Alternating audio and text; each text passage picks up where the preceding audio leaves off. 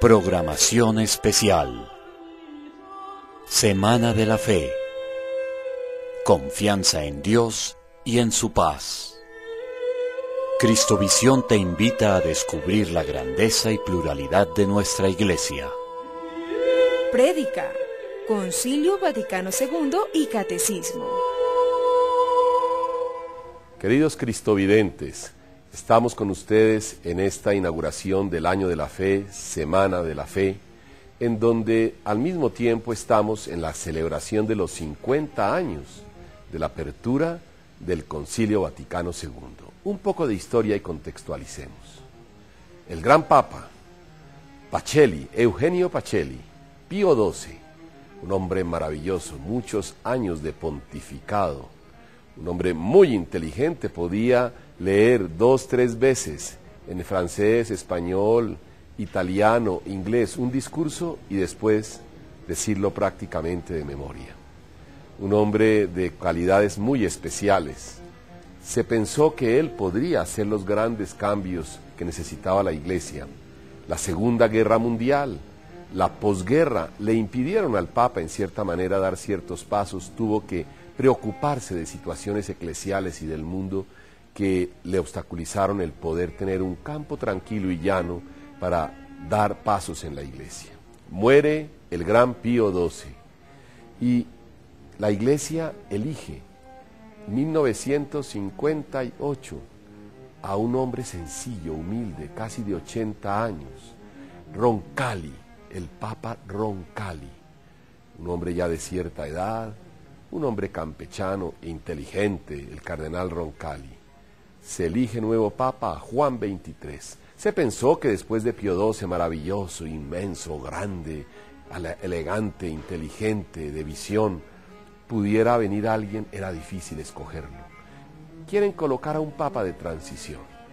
Ese Papa de transición es un hombre anciano, un hombre sencillo, un hombre humilde, no se esperaba mucho de él, inteligente y santo. Y es Juan XXIII, el Papa de la paz, el Papa del cariño y del amor. Lo amó el mundo entero, pequeñito, gordito, anciano, con una sonrisa cautivadora. Cuando llegó al balcón casi no se lo veía por lo pequeño, pero se ganó al mundo entero. Se habla del Papa Juan XXIII y los que todavía recuerdan esas épocas como el Papa del amor, de la sencillez, de la paz.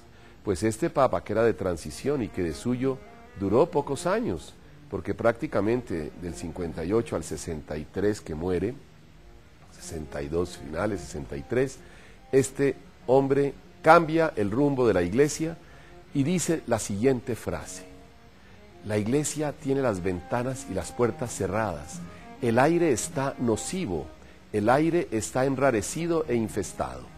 Necesitamos abrir las ventanas para ventilar la Iglesia y oxigenarla. Abran las ventanas, abran las puertas de la Iglesia, oxigenemos a esta Iglesia de Dios que en este momento tiene que adaptarse a nuevas épocas. Épocas en que se dio una órbita a la Tierra, los astronautas, Rusia y Estados Unidos, dos potencias pujantes, luchando en competitividad, avance del comunismo por un lado con Rusia, Cuba, etcétera, y por otro lado Estados Unidos del capitalismo. Pero con unos avances de la ciencia impresionantes, descubrimientos, medicina, astronomía, biología, química, economía, administración, grandes multinacionales, y se dispara el mundo en un cambio tremendo. El Papa dice: convoco un concilio de todos los obispos del mundo, ecuménico, Concilio Ecuménico Vaticano II, también de otras religiones vienen algunos obispos y algunos representantes a dar su palabra, y van todos los obispos del mundo. En 1962, convocados por el Papa Juan XXIII, a abrir las ventanas de la Iglesia porque el aire está enrarecido y necesita nuevos momentos, vientos y nuevas maneras, y analizar el mundo y la respuesta de la Iglesia y su adaptación, lo que se llamó el ayornamiento, adaptarse, hacer todo al unísono con la época para responder a las necesidades del mundo. Y se convoca el Concilio Vaticano II. Ese fue abrir las ventanas y las puertas. Concilio Vaticano II Se pensaba que podría ser un concilio más, como ver la iglesia, cómo está, sus métodos pastorales. Pues no, tuvo un cambio que podríamos decir casi copernicano, una visión nueva de la iglesia. Concilio Vaticano II tiene varios documentos. Tenemos uno muy importante que es la Constitución Dogmática Lumen Gentium, Luz de las Gentes, sobre la iglesia, la concepción de iglesia, la Lumen Gentium. Creo que vale la pena que le dediquemos un rato a la Constitución Dogmática Lumen Gentium, Luz de las Gentes. Importantísimo que todo católico conociera la Lumen Gentium del Concilio Vaticano II. La luz de las gentes es la constitución dogmática, es decir, lo que los padres conciliares, los obispos, en el año 1962, 63, 64, 65, porque el concilio se hace en 2 etapas con interrupción de descanso, vuelven a sus países los obispos para retornar a continuar, asumen con la Lumen Gentium, luz de las gentes, una constitución donde afrontan la iglesia. Característica de esta constitución: cambia totalmente la concepción de iglesia del momento. Se traía trasnochada una visión de iglesia que correspondía también a los momentos de las instituciones y la estructuración de las mismas, después de tener unas épocas de grandes monarquías o también de repúblicas, pero de repúblicas con sus estamentos jerárquicos y todas las normas, instituciones, constituciones de las nuevas repúblicas y de la Revolución Francesa y la Revolución Industrial. En estos avances se tenía una visión piramidal de la autoridad y de la organización de las instituciones. Era una pirámide. La iglesia tenía también una visión piramidal. Papa, obispos, sacerdotes, diáconos, subdiáconos y el pueblo de Dios abajo. No es que esto fuera en sí mismo malísimo, pero sí tenía ya toda una orientación a una fuerte, pero muy fuerte autoridad. Todo venía de arriba. En las pirámides, si cae agua, el agua rueda desde arriba para permear la base. Entonces, era una concepción muy autoritaria, muy de mando, muy de órdenes, muy de ejecución de las mismas. No diálogo, no escucha, la verdad, la claridad y la rectitud de las cosas, de las decisiones y de las situaciones, la tiene la cabeza. Así se organizaba también la familia, así se organizaba también la sociedad, así se organizaban las empresas, se organizaban los gobiernos, los países, los estados, en fin. Era una visión piramidal. La Lumen Gentium sobre la iglesia en el Concilio Vaticano II nos da una nueva visión de iglesia. Ya no es piramidal de arriba hacia abajo, sino que es con círculos concéntricos horizontal, de servicio. Por supuesto, en el centro está el Papa, los obispos, el papá, la mamá, el jefe, pero es de participación, de comunión, común unidad, es también de solidaridad, de escucha. Hay una cabeza, hay una autoridad, pero fundamentalmente hay una solidaridad, hay un cuerpo, una comunión y una participación. Esto da unos canales donde fluyen idas y venidas, vectores de comunicación, canales de grandes escuchas, canales de grandes expresiones, de sentimientos, de emociones, de ideas, de vivencias y de experiencias. Por ejemplo, en el pueblo, la iglesia escucha al laico. La iglesia se da cuenta de lo que está viviendo, las situaciones parroquiales, las situaciones de las diócesis, de los países, cómo debe adaptarse a distintas circunstancias. Entonces cambia una visión de iglesia piramidal por una visión de iglesia concéntrica, horizontal, donde sigue habiendo, por supuesto, la autoridad jerárquica, pero una autoridad no concebida con el autoritarismo de quien sabe todo y manda todo, sino quien escucha, conoce, sondea y rastrea la realidad y deja participar, y después con una visión muy amplia y muy cercana toma las decisiones. Esta visión de iglesia la estamos todavía queriendo vivir, se ha ido avanzando mucho. Características de esto: la autoridad tiene que ser cercana, la autoridad tiene que ser sencilla, la autoridad tiene que escuchar, La autoridad es un servicio, fíjense. La autoridad no ejerce autoritarismo, sino que es un servicio. El papá y la mamá son servidores del hogar, sirven a los hijos, sirven a la familia. El obispo es un servidor de la diócesis, el papa es un servidor, siervo de los siervos de Dios. Así él se firma y así introduce y encabeza cuando va a firmar una bula, por ejemplo, para nombrar un obispo. Benedicto XVI, siervo de los siervos de Dios, es un servidor. La autoridad es para el servicio, no para usufructuar ni ganancias personales, grupales, políticas, tendencias ideológicas, o para asentar alguna claridad que quiere y que los demás tienen que ejecutarla como autoridad, sino para servir de acuerdo a los objetivos y a la razón de ser de la institución sobre la cual sirve. En la iglesia, el papa, los obispos, el párroco, el papá y la mamá en la casa, son servidores. ¿Para qué? Para facilitar, para escuchar, para hacer llegar la palabra de Dios, para que se viva en una comunión de iglesia los valores del Evangelio, el mensaje de Jesucristo. Esta es la Lumen Gentium, luz de las gentes sobre la iglesia. Tenemos otra maravillosa, la Constitución Pastoral Gaudium et Spes. Alegría, dicha y esperanza. Gaudium et Spes quiere decir alegría y esperanza sobre la iglesia en el mundo moderno. ¿Cómo debe la iglesia hoy actuar en el mundo moderno? ¿Cómo debe dialogar con las instituciones? ¿Cómo debe dialogar con la ciencia, la fe, la razón, fides et ratio, lo que es la espiritualidad y todo el pensamiento académico de los momentos? ¿Cómo debe entrar a iluminar, no a ejercer, ni a dominar, ni a tener autoridad, porque no le toca? Distingue los campos de la iglesia, distingue los campos seculares del mundo, los campos sacrales y el servicio que la iglesia debe prestar. Toda la relación con la apertura a la búsqueda de la ciencia para el servicio del hombre, todo lo que significa una iglesia servidora en la sociedad, una iglesia que no se inmiscuye en lo que no le toca ni debe hacerlo, pero sí ilumina, sí permea, sí marca pautas, sí señala caminos. Eso nos lo presenta la Gaudium et Spes, maravillosa. Y ahí plantea lo de los laicos. El laico en la iglesia, hijo de Dios, bautizado. Y nos dice el Concilio Vaticano II, el sacerdocio común de los fieles es el del bautismo. La palabra sacerdocio más precisa y más técnica es para los bautizados laicos, para todos, sacerdocio común. Para los sacerdotes que llamamos en la iglesia, la palabra técnica es presbítero. Debería decirse el presbítero, no el sacerdote, cuando se habla del padre tal o el padre cual. Porque el sacerdocio, sacerdos, quiere decir puente.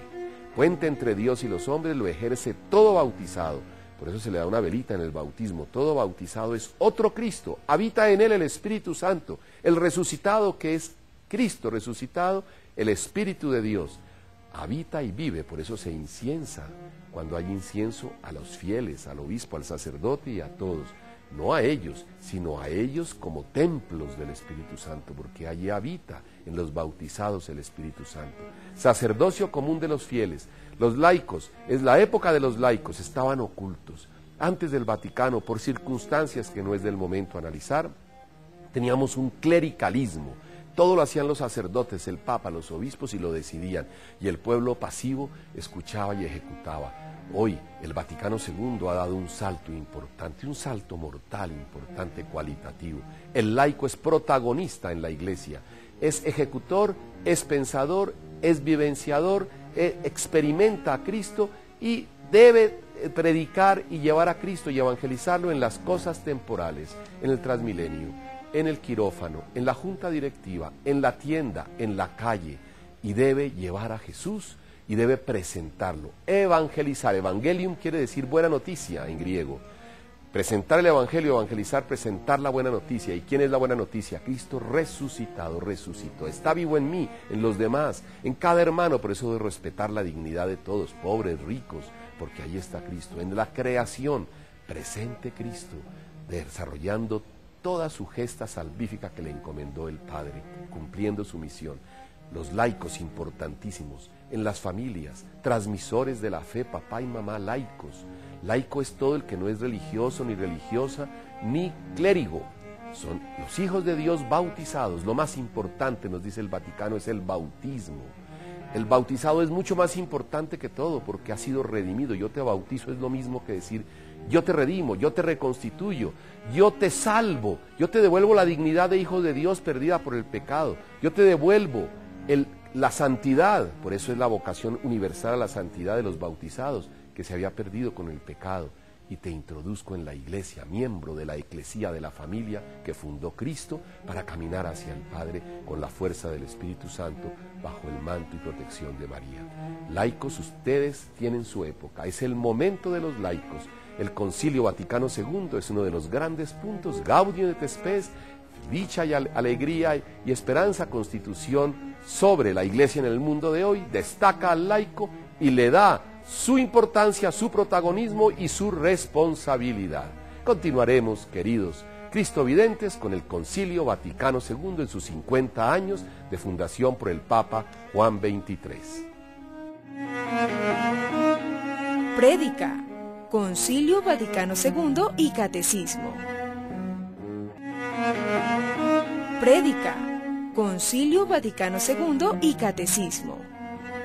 Queridos cristovidentes, seguimos con el Concilio Vaticano II. Se cumplen 50 años de la apertura del Concilio Vaticano II en 1962, cuando el Papa Juan XXIII, el Papa Roncalli, abre las puertas y las ventanas de la iglesia y dice: la iglesia está encerrada, está con un aire infestado, un aire que necesita ser cambiado, está viciado. Abramos las ventanas y oxigenemos la iglesia. Y el gesto de abrir, ese gesto de abrir ventanas, era todo el signo de abrir y convocar el Concilio Vaticano II, un concilio ecuménico, en donde se reúnen los obispos de todo el mundo, también vienen representantes de otras religiones, y el Papa y los obispos analizan el nuevo mundo, la nueva época, los cambios científicos, técnicos, la manera de ver las cosas. Entonces se realiza el concilio, se analizan las situaciones. Ya vimos la constitución dogmática Lumen Gentium sobre la iglesia. Ya vimos la constitución dogmática del concilio sobre el mundo moderno, la iglesia en el mundo moderno, la Gaudium et Spes, todo el papel de los laicos. Tenemos entonces 4 constituciones en el concilio. Constitución dogmática Lumen Gentium sobre la iglesia, constitución dogmática Dei Verbum sobre la revelación cristiana, Cristo que vino a traernos al Padre, a revelarlo, a mostrarlo. Él es la palabra del Padre, por eso Cristo es palabra de Dios. Constitución pastoral Gaudium et Spes, que ya la vimos, sobre la iglesia en el mundo moderno, todo el laicado y todo lo que hace la iglesia hoy. Y la constitución pastoral, la constitución Sacrosanctum Concilium sobre la Sagrada Liturgia. Son 4 grandes constituciones: Lumen Gentium, Dei Verbum, Sacrosanctum Concilium y Gaudium et Spes, sobre la iglesia, la Sagrada Liturgia, la iglesia en el mundo moderno, y sobre la revelación cristiana, la Dei Verbum, sobre la palabra de Dios. 4 constituciones, 9 decretos y 3 declaraciones. Los decretos, 9 decretos, decretos adyentes sobre las misiones, adyentes es ir a todas las gentes, a todo el mundo, sobre misiones. Intermirífica, sobre los medios de comunicación. Decreto Orientalium Ecclesiarum, sobre las iglesias orientales. El decreto Unitatis Redintegratio, sobre el ecumenismo, con las religiones cristianas. Ecumenismo es con las cristianas.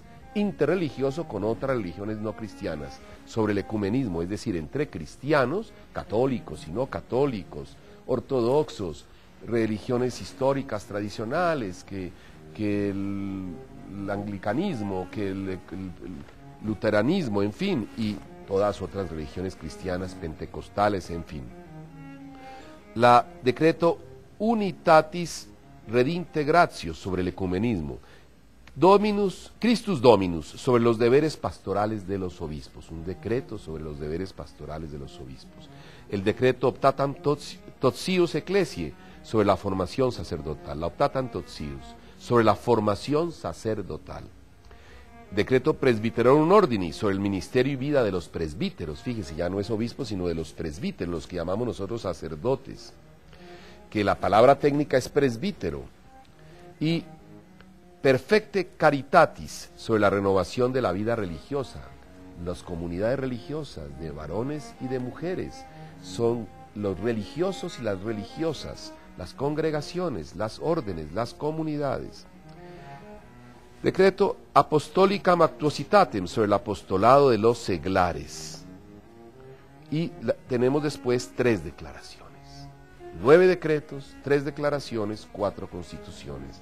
La declaración Gravissimum Educationis Momentum, sobre la educación cristiana de la juventud, qué interesante. La declaración Dignitatis Humanae, sobre la libertad religiosa.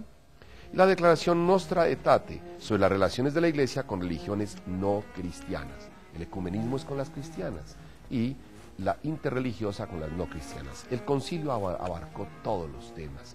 El concilio abrió las puertas, el concilio cambió radicalmente ciertas circunstancias.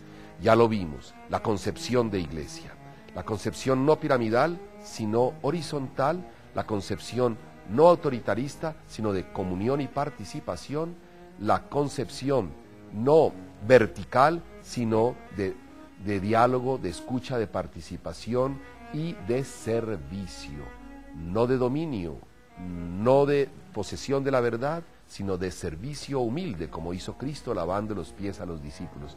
Esto ya fue una concepción que cambió todo. Esto llevó a cambiar hasta la liturgia, llevó a cambiar la participación de los laicos en la liturgia, de las mujeres en la liturgia.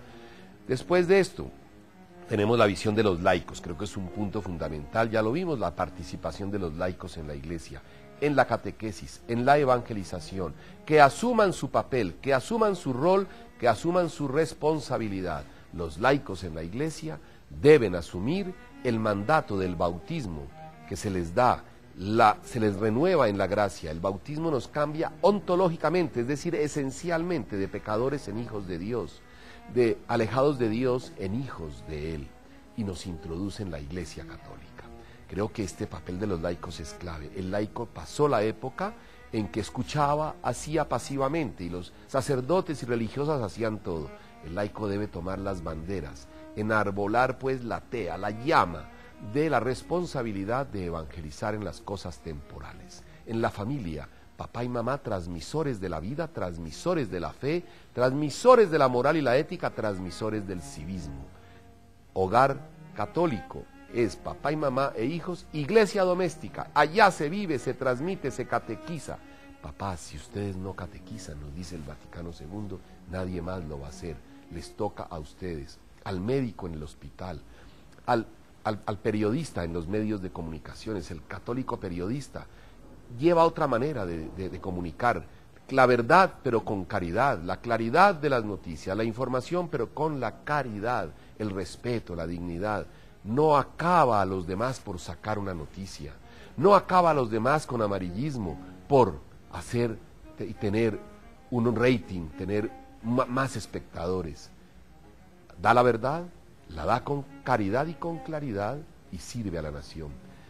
Los artesanos sirven a la sociedad con honestidad y rectitud y anuncian el Evangelio con su trabajo profesional, con su manera de tratar a los demás, con su servicio y con su predicación de palabra y de obra. Y así todos en sus trabajos, cada uno en la calle, en el bus, en la discoteca, en el quirófano, en la sala de juntas, en la calle, donde estemos, el laico debe anunciar a Jesucristo muerto y resucitado y predicarlo. Esa es la misión de los laicos. El laico se reivindica, el laico se rescata en el Concilio Vaticano II, se le devuelve su dignidad y su posición y su rol. Y los sacerdotes, los clérigos, tienen su función, no les toca ir a predicar a la calle ni a las familias, administran la gracia, dispensan los sagrados misterios, predican la palabra, los sacramentos y forman también a los laicos y a los catequistas para que puedan llevar el Evangelio en el mundo y en las cosas temporales. Cada cual su rol, cada cual su misión, cada cual lo que se llama su vocación específica. El Vaticano II nos habla de una vocación universal para todos a la santidad por el bautismo. Es error decir, Padre, usted que está más cerca de Dios, rece por mí. ¿Y entonces dónde quedó su bautismo? Usted es santo por el bautismo, redimido por Cristo. Todos tenemos la misma santidad, llamados a la misma santidad, no por el sacerdocio, no por el episcopado, sino por el bautismo. Otra cosa es que a los bautizados se les dé vocaciones específicas. Nos habla el Vaticano II. Vocación al laicado, matrimonio. Allá deben ser santos los padres. Vivir en santidad, familia para la santidad. Los hijos lo mismo.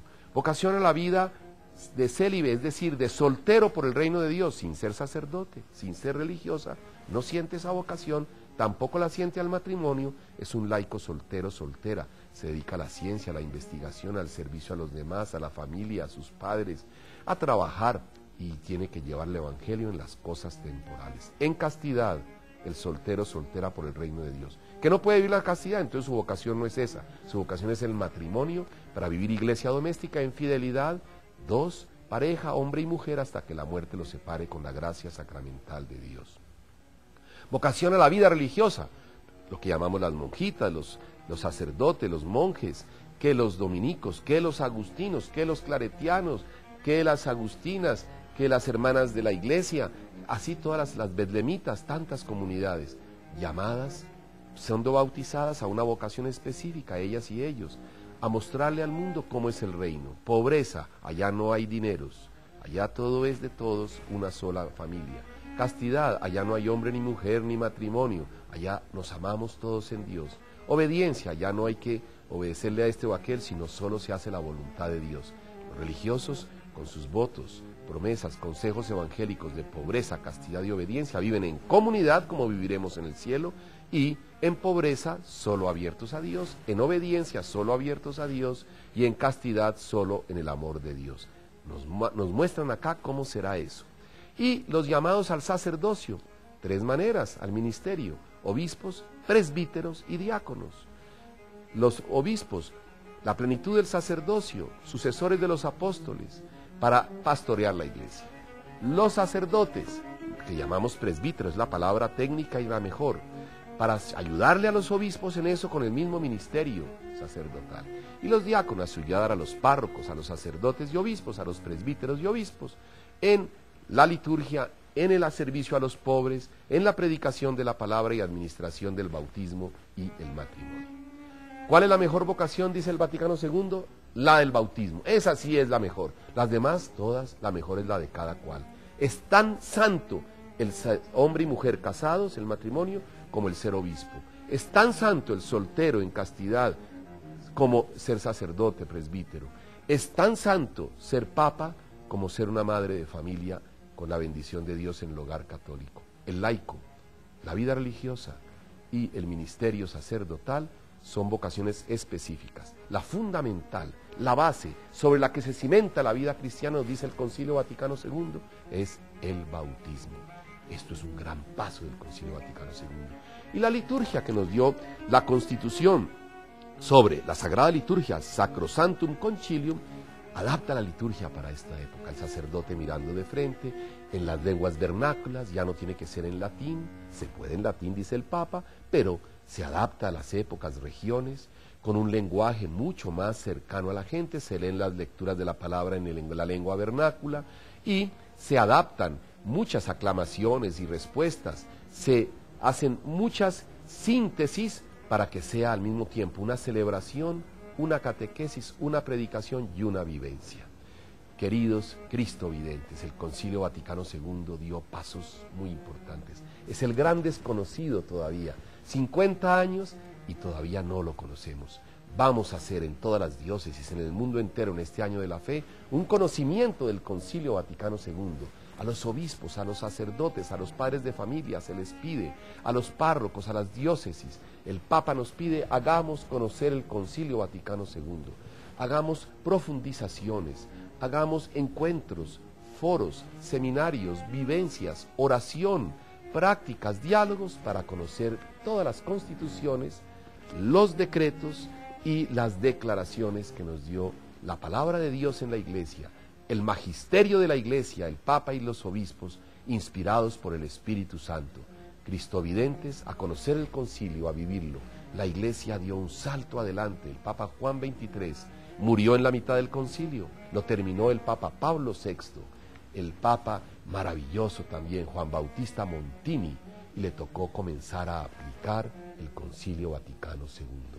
Es una tarea de todos los católicos. Hagámoslo con amor a la Iglesia. Nos da todas las pautas, hasta los secretos, nos da la doctrina, nos profundiza y nos explica cómo debe responder la Iglesia de hoy al mundo de hoy. Todavía hay más cambios de época ahora. La Iglesia, el mundo sigue cambiando. Sigue vigente el Concilio Vaticano II. Sigue teniendo todas las instrucciones, pautas, estilo y sobre todo el espíritu para poder adaptar la Iglesia, ayornarla que llamamos, adaptarla a las realidades terrenas, a las épocas de hoy, a la posmodernidad, a esta época que no quiere a Dios, de relativismo moral y ético, de subjetividad, y a una época de secularización, es decir, que no se quiere nada de lo sagrado. Que Dios los bendiga, queridos cristovidentes, en estas jornadas que estamos teniendo de la fe y especialmente del Concilio Vaticano II, para que nos dejemos llevar por el Espíritu con sus 7 dones que sopla y está en la Iglesia, nos permea. Y dijo Jesús: id y anunciad el Evangelio, no temáis, yo estaré con vosotros hasta la consumación de los siglos, y las puertas del infierno no podrán contra mi Iglesia. Que la bendición de Dios Todopoderoso, Padre, Hijo y Espíritu Santo, descienda sobre ustedes y los llene de los dones del Espíritu Santo. Amén.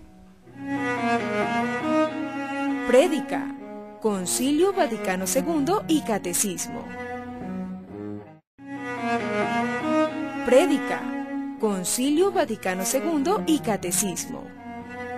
Queridos cristovidentes, en esta Semana de la Fe, con la apertura del Año de la Fe que su Santidad Benedicto XVI ha pedido a la Iglesia Católica, de octubre del año de 2012 a noviembre del año de 2013, tenemos un año dedicado a la fe, a la apertura del hombre, a la iniciativa divina de su amor, de sus designios, del interés por el hombre. Y la fe, la respuesta. ¿Qué es la fe? La respuesta del hombre a la iniciativa del amor de Dios. Esa es la fe. Más que creer en lo que no veo y más que aceptar unas doctrinas, es la respuesta, la adhesión. La iniciativa de Dios, la respuesta es la fe. Como un papá tiene una iniciativa de amor al hijo, el hijo responde con amor, lo obedece, sigue sus caminos para su bien. Esa sería la fe, la respuesta, la aceptación de Dios en su vida. Ya vimos el Concilio Vaticano II, tuvimos 2 secciones de En Cristo Visión sobre lo que es el Concilio Vaticano II a grandes rasgos, a vuelo de pájaro, pero pudimos entender sus declaraciones, sus decretos y sus constituciones, y lo fundamental, la visión de Iglesia, la visión del laicado, de la gracia, del diálogo, del mundo, todo esto que vimos en el Concilio Vaticano II. La concreción para los fieles del Concilio Vaticano II y hacer como fácil, potable, aceptable, conocible y que sea digerible para los hijos e hijas de Dios en la Iglesia fue el Catecismo de la Iglesia Católica. Este Catecismo de la Iglesia Católica lo promulgó hace 20 años, 11 de octubre de 1992, el Papa Juan Pablo II, Karol Wojtyła, nuestro grande, el magno, Juan Pablo II el magno. Ha habido 3 papas magnos: León Magno, Gregorio Magno y Juan Pablo II el Magno, de los 265 papas que ha tenido la Iglesia.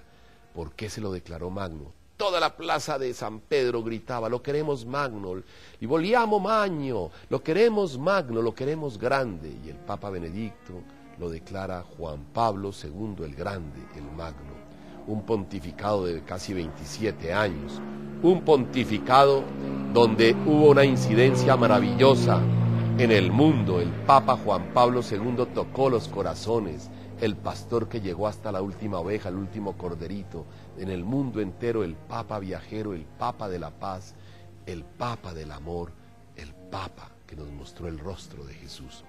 Él hizo hace 20 años, 11 de octubre de 1992, el Catecismo de la Iglesia Católica, una nueva versión sobre la doctrina. Toda familia católica debería tener el Catecismo de la Iglesia Católica en su casa. Papás, padrinos de bautismo, padrinos de confirmación, padrinos de matrimonio, para sus ahijados.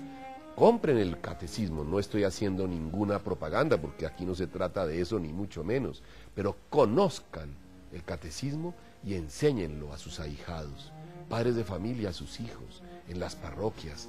¿Cuántos católicos se les pregunta hoy, conoce el catecismo de la Iglesia y no saben de qué se les está hablando? Hasta el Concilio Vaticano II se tuvo lo que se llamaba el catecismo Astete. El padre Astete, un padre jesuita, hizo este catecismo que fue la concreción del Concilio de Trento, siglo XVI, donde después de las herejías y las cismas en la Iglesia de Lutero y de Enrique VIII, el anglicanismo, luteranismo, ese cisma que nos rompió la unidad en la Iglesia, sin juzgar nada en este momento y dejando atrás en la historia, la Iglesia hace un catecismo.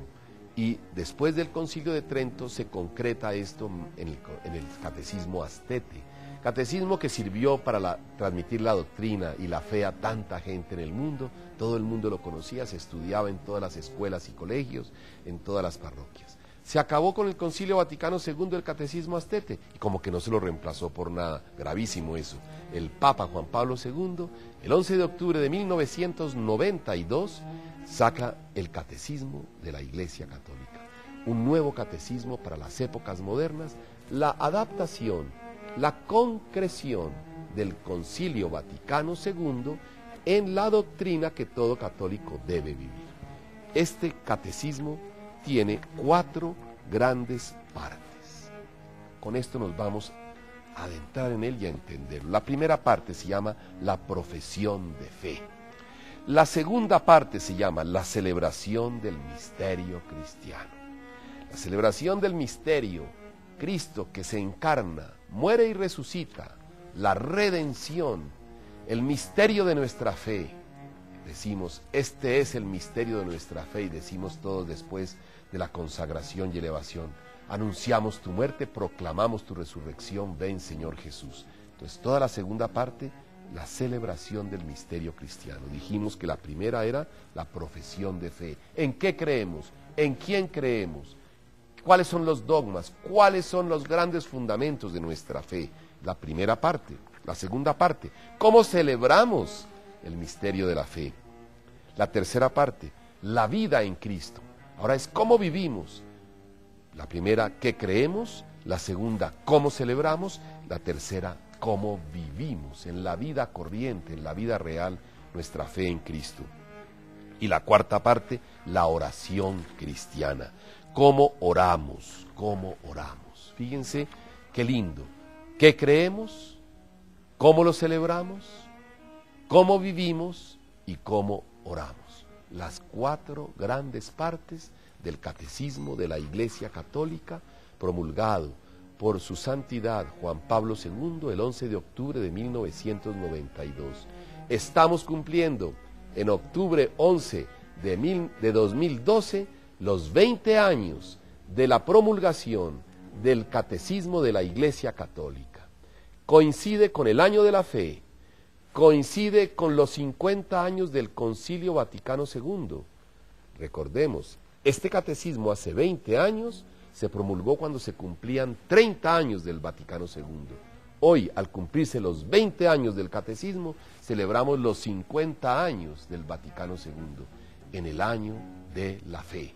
Y el Papa nos exhorta y nos envía y nos pide, obispos, presbíteros, sacerdotes, diáconos, padres de familia, laicos, a celebrar el año de la fe, los 20 años de este gran catecismo y los 50 años del Concilio Vaticano II.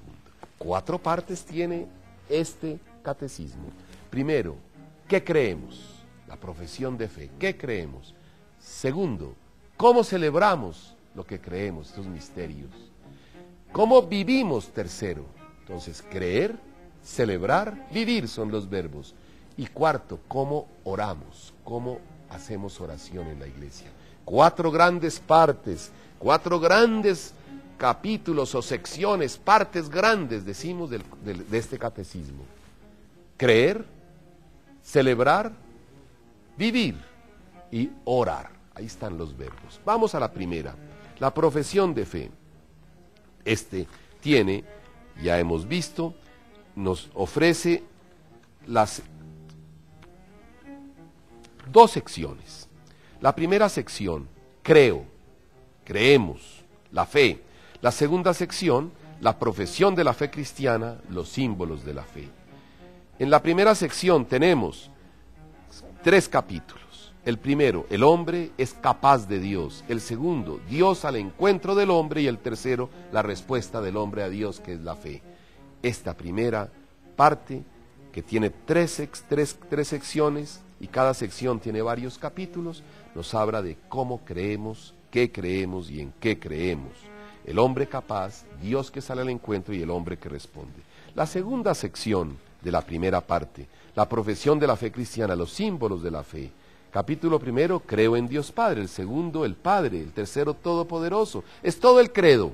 Y lo va desarrollando el Hijo, el Espíritu Santo, la Iglesia, los sacramentos, la comunión de los santos, el perdón de los pecados, la resurrección de los muertos y la vida eterna. Lo encontramos todo. ¡Qué maravilla! En la segunda sección de la primera parte de nuestro catecismo de la Iglesia Católica. Ahí tenemos la doctrina. Papás, ¿por qué no le enseñan a los hijos? Porque no han estudiado, no saben cuál es la fe, no han sido catequizados. Es el verbo iniciar en griego. Ese verbo iniciar tiene unos sustantivos y adjetivos. Catequista, el que acompaña al que inicia. Catecúmeno o catequizado, el que inicia. Catequesis, el contenido del inicio de la fe. Si el papá y la mamá no lo saben, si el catequista no lo sabe, si el sacerdote y el obispo, la religiosa, no lo promulgan, nadie puede vivir, sentir y experimentar lo que no le han enseñado. Padres de familia, a conocer este catecismo, a enseñárselo a los hijos poco a poco. Los domingos, un ratito, se lee algo. Antes el papá y la mamá lo leen para digerirlo y hacerlo más fácil de entender a los hijos. Después tenemos otra segunda parte, ya dijimos que la primera era la fe. Ahora, ¿cómo celebramos? ¿Qué son los sacramentos? El misterio de la muerte y resurrección de Cristo, que es la Eucaristía, la celebración del sacramento de la Eucaristía, ¿qué es la liturgia? ¿Quién la celebra? ¿Cómo la celebra? ¿Cuándo celebra? ¿Dónde celebrar? Aquí está toda nuestra doctrina. Las distintas celebraciones litúrgicas, los sacramentos, los 7 sacramentos, la segunda sección de la segunda gran parte, bautismo, confirmación, Eucaristía, sacramentos de iniciación, los sacramentos de la curación, penitencia y unción de enfermos, y los sacramentos del servicio a la comunidad, sacramento del orden y el sacramento del matrimonio. Mire qué lindo, los sacramentos divididos en 3. Los sacramentos de iniciación cristiana, el que comienza, bautismo, confirmación y Eucaristía, primera comunión. Sacramentos de curación, sacramento de la penitencia o reconciliación, confesión y el de unción de enfermos. Y sacramento del servicio a la comunidad, sacramento del orden sacerdotal y del sacramento del matrimonio para servir en la iglesia. Esa es la segunda parte, la celebración. Tercera parte, la vida en Cristo. ¿Cómo vivir?